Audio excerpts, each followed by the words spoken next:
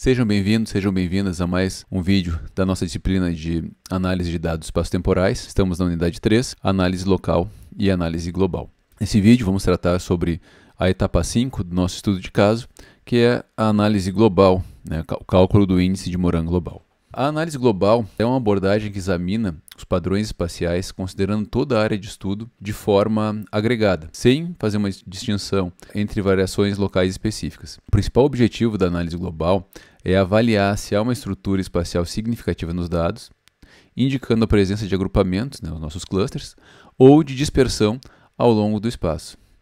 Diferentemente da análise global que nós vamos estudar na sequência, que busca identificar onde os padrões ocorrem, a análise global ela vai se concentrar em determinar se um padrão espacial existe, mas sem apontar suas localizações específicas. Tá? Então, por isso que essa análise global, normalmente a gente faz essa verificação antes e depois parte, identificado aí a existência de padrões espaciais, a gente parte para a análise local para verificar onde esses padrões acontecem. Tá? Na prática, a análise global busca responder questões como: os dados exibem um padrão espacial significativo em toda a área de estudo? A distribuição espacial dos valores ela é aleatória ou ela é estruturada? Há uma tendência geral de agrupamento? Os valores semelhantes estão próximos uns dos outros? Ou de dispersão, os valores diferentes estão próximos uns dos outros? Então, nosso objetivo aqui é realizar então esse estudo global, utilizando, para tanto, o índice de Moran global. O índice de Moran global ele é muito utilizado para fazer esse estudo. E ali no nosso livro-texto, então, temos todas as definições do índice de Moran, bem como o seu equacionamento. Então, vamos partir aqui para a parte prática. Inicialmente, vamos calcular o índice de Moran esperado. Então, como é que a gente faz? Lá no nosso livro-texto vai ter uma explicação do passo a passo, digamos assim, de como é que a gente realiza os estudos utilizando o índice de Moran. Então, normalmente, o que a gente faz primeiro é calcular o índice de Moran esperado. Nesse caso aqui, tem diferentes maneiras de calcular esse índice de Moran esperado. E depois nós vamos utilizar esse índice esperado para comparar com o índice que nós iremos calcular para ver como está o índice que nós calculamos com relação ao que era esperado.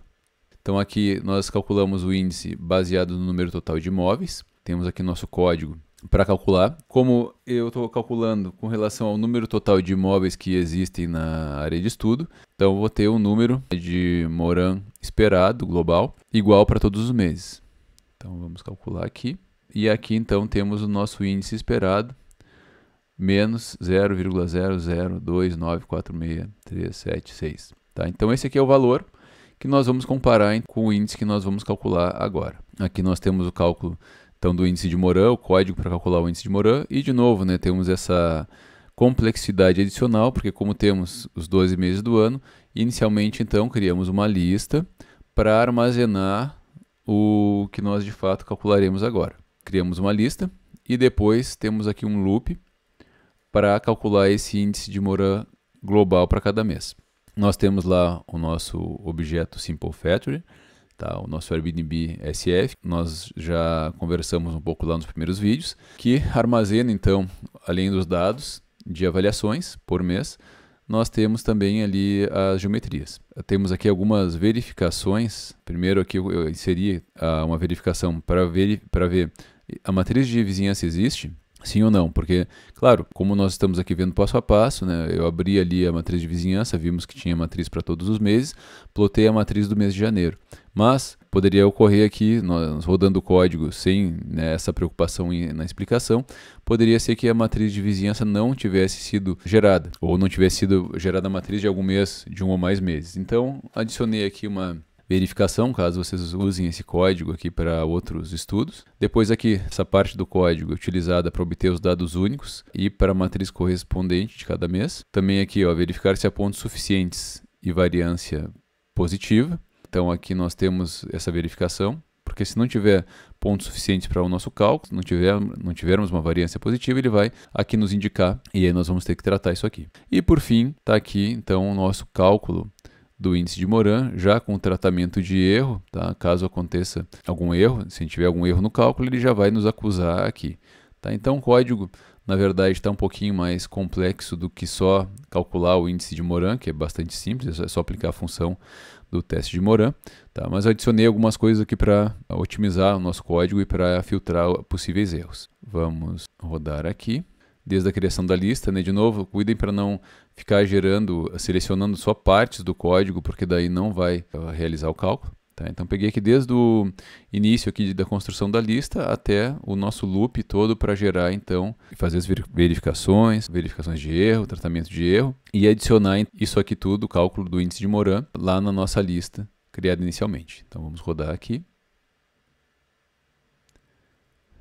Ó, já calculou para os 12 meses. E agora vamos combinar os resultados.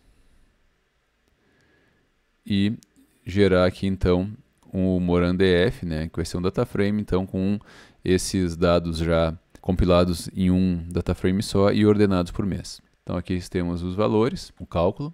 Então aqui temos o mês, o cálculo do Moran e também temos aqui o p-valor. Então temos valores positivos, valores negativos, né, valores bem próximos de zero, valores um pouco maiores e o p-valor também com valores positivos e aqui valores mais próximos de zero e valores não tão próximos de zero assim. E o que significa, né, esse p-valor, na verdade? O p-valor, nesse contexto do cálculo do índice global de Moran, ele indica a significância estatística da autocorrelação espacial observada nos nossos dados. Ou, de outra forma, ele responde à pergunta: a distribuição espacial dos valores analisados, ela é aleatória ou apresenta algum padrão significativo de aglomeração? Tá? Como é que a gente vai interpretar isso? Se nós tivermos um p-valor baixo, e geralmente a gente considera o valor baixo quando p é menor que 0,05, então quando nós tivermos um p-valor baixo, existe evidência estatística de que os valores analisados não estão distribuídos aleatoriamente no espaço. Então isso vai significar que existe uma autocorrelação espacial significativa, ou seja, as regiões com valores semelhantes estão próximas umas das outras.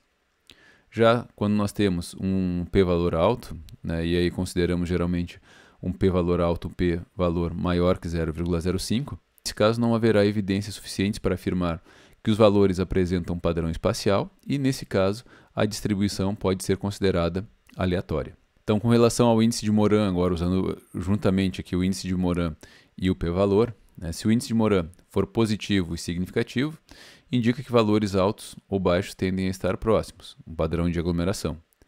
Se o índice de Moran for negativo e significativo, nós teremos então a indicação de que os valores altos estão cercados por valores baixos e vice-versa, né? Os valores baixos também cercados de valores altos, o que indica aí um padrão de dispersão. E se o índice de Moran não for significativo, sugere que a distribuição dos valores não apresenta um padrão espacial claro. Então, né, não vamos entrar aqui também em maiores detalhes para não alongar demais o nosso vídeo, mas, de novo, dúvidas sobre essa interpretação e quem quiser seguir aqui, né, trabalhando nessa área, fico à disposição, mandem mensagem lá por e-mail ou pelo Moodle que daí nós conversamos.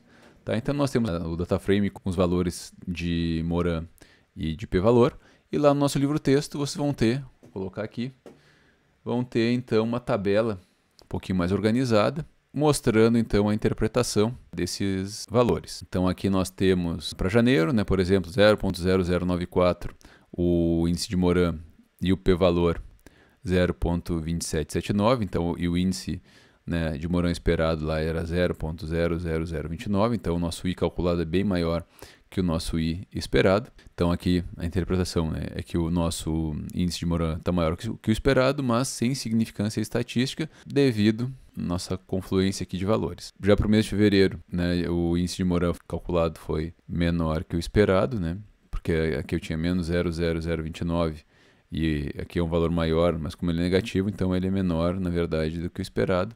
Também sem significância estatística, né? Todos os valores P, como a gente sabe se tem significância estatística ou não, de acordo com o valor P. Então, valores P maior que 0,05, sem significância estatística, valores P menores que 0,05, como foi o caso do mês de junho, com significância estatística, muito maior que o esperado, né? O índice de Moran aqui e significativo, porque o P foi menor que 0,05.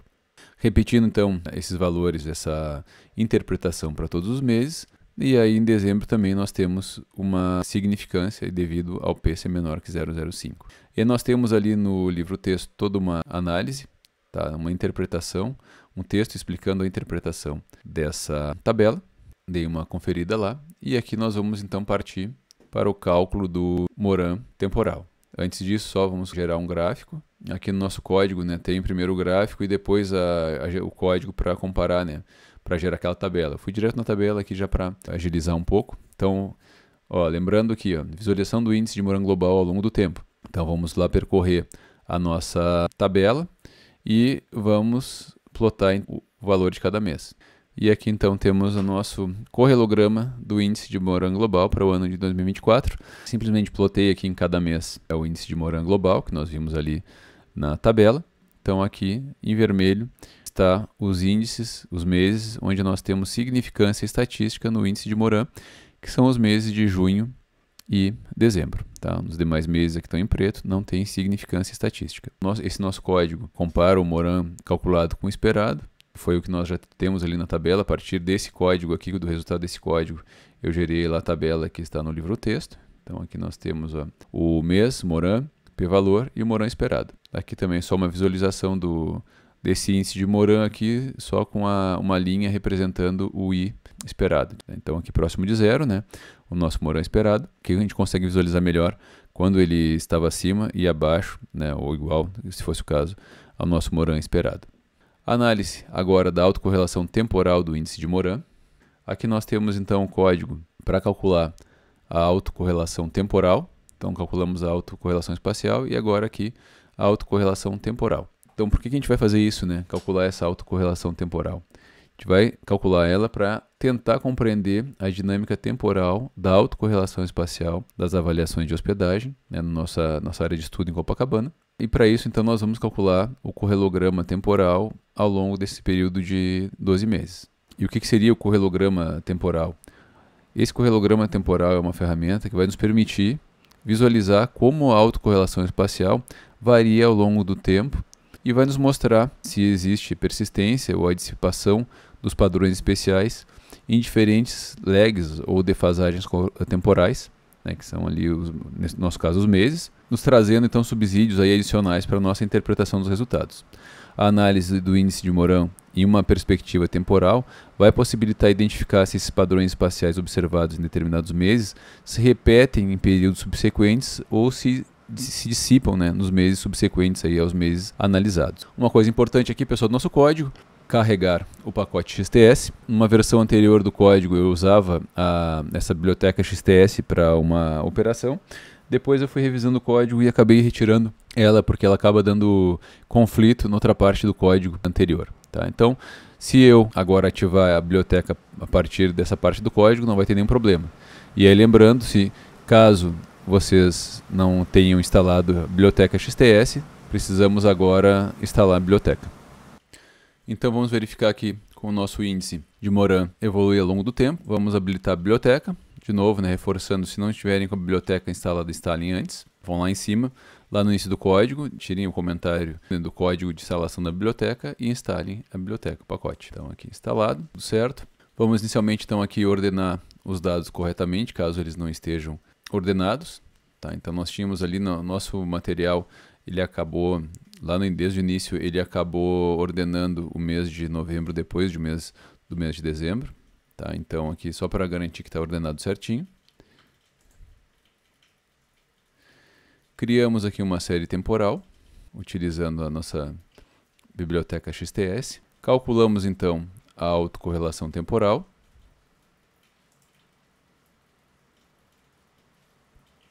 E o código aqui vai criar então o correlograma. Então aqui calculamos nosso correlograma e temos ele aqui embaixo, nossa área de plotagem. Então, como nós estávamos conversando antes, né, o correlograma temporal do índice de Moran, ele vai exibir a autocorrelação do índice ao longo do tempo para diferentes defasagens, diferentes lags aqui, né? Então, que nós temos esse valor e cada lag corresponde então a um mês. Tá? No lag 0, o nosso valor calculado é 1, tá? O que é esperado, né? Já que a correlação de uma variável com ela mesma é sempre perfeita, teria que dar 1 mesmo, se não der 1 aqui vai estar errado. Depois, então, nós temos diferentes lags. A partir do lag 2 aqui, a autocorrelação se aproximando em 0. Tá? Não está aparecendo aqui, mas ela não é 0, ela é quase 0. Tá? E nos lag 3 e 4 nós temos valores negativos, né, um pouco mais pronunciados para a nossa análise da autocorrelação, indicando então uma possível inversão nos padrões espaciais nesse período. Tá? Onde regiões com altas avaliações podem estar sendo substituídas por áreas com baixa avaliação, ou vice-versa, né, ao longo desses meses aqui. Tá? Então temos esse padrão aqui negativo ao longo dos primeiros lags, tá?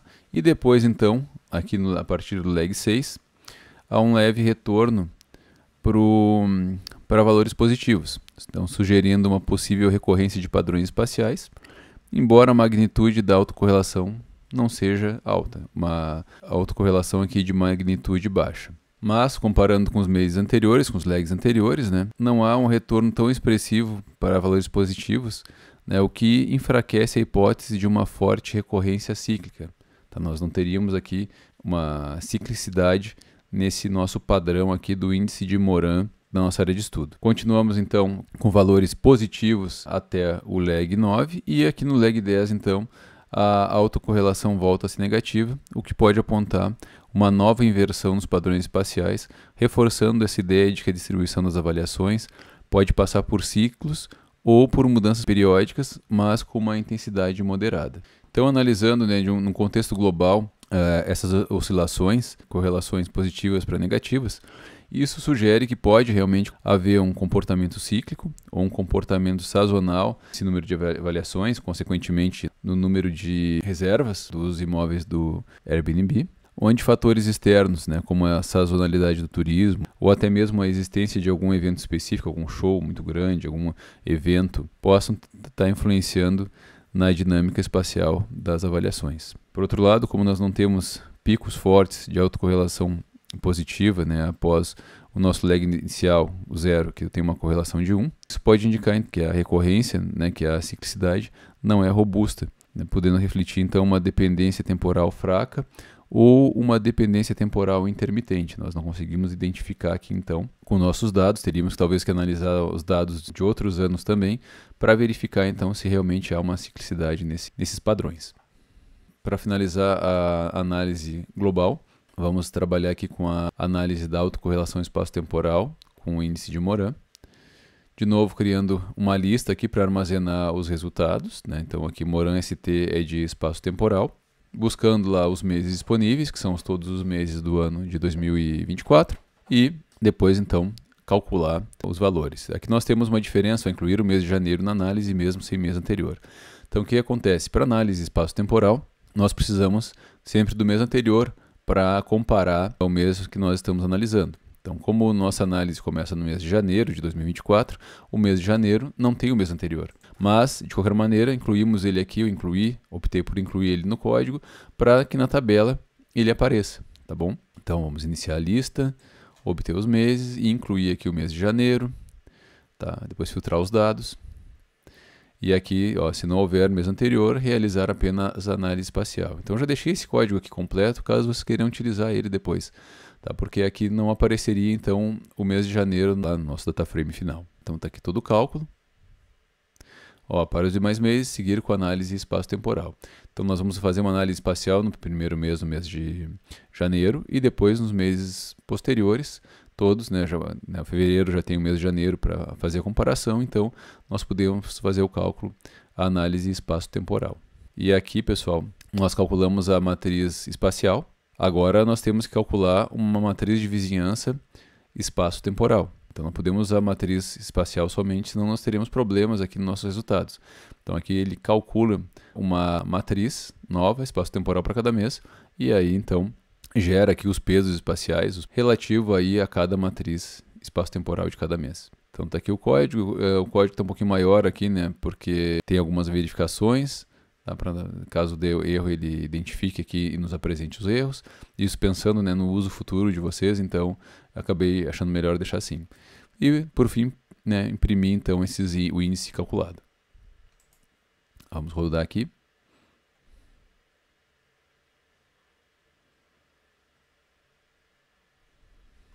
E aqui nós temos então o cálculo do índice do Moran ST, que é o Moran espaço-temporal, e também o p-valor para esse nosso índice espaço-temporal.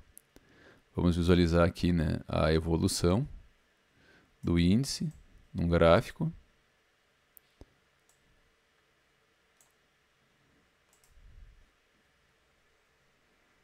Temos aqui valores diferentes, né, do índice de Moran espacial somente, né, o que é uma boa indicação aí de que nossos cálculos estão corretos. No entanto, ele continua identificando o mês de junho como o mês de dezembro como com significância estatística. Então aqui nós temos os índices espaço-temporais, então, que são diferentes do espacial, e aqui no nosso material, no nosso livro-texto, nós teremos então uma tabela mais organizada aqui com os valores. Então nós temos aqui o índice de Moran espacial, o p-valor espacial, o índice de Moran espaço-temporal e o p-valor espaço-temporal. Então, como nós havíamos conversado, lógico, né?